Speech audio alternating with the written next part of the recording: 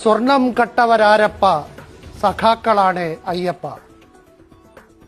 CPM-നെ സമനില തെറ്റിച്ച ആ വൈറൽ ഗാനം അക്ഷരാർത്ഥത്തിൽ ശരിയാവുകയാണ്.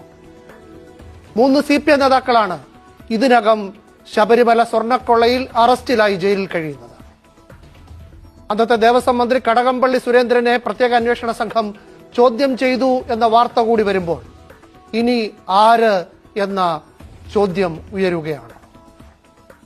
കടകംപള്ളിയുടെ പങ്ക് SIT ഈ ചോദ്യം ചെയ്യലിൽ അവസാനിപ്പിക്കുമോ? മുൻ ദേവസ്വം ബോർഡ് പ്രസിഡന്റ് PS പ്രശാന്തിനെയും ചോദ്യം ചെയ്തിട്ടുണ്ട്. പ്രശാന്തും കുടുങ്ങുമോ? ഗൃഹസന്ദർശനം നടത്തി ശബരിമല ഉൾപ്പെടെയുള്ള പ്രശ്നങ്ങൾ ജനങ്ങളെ ബോധ്യപ്പെടുത്താനുള്ള CPM നീക്കത്തിനിടെ SITയുടെ ചോദ്യം ചെയ്യലും അറസ്റ്റിലുള്ള നീക്കവും CPM നേതൃത്വത്തിന്റെ നെഞ്ചിടിപ്പ് കൂട്ടുകയാണ്.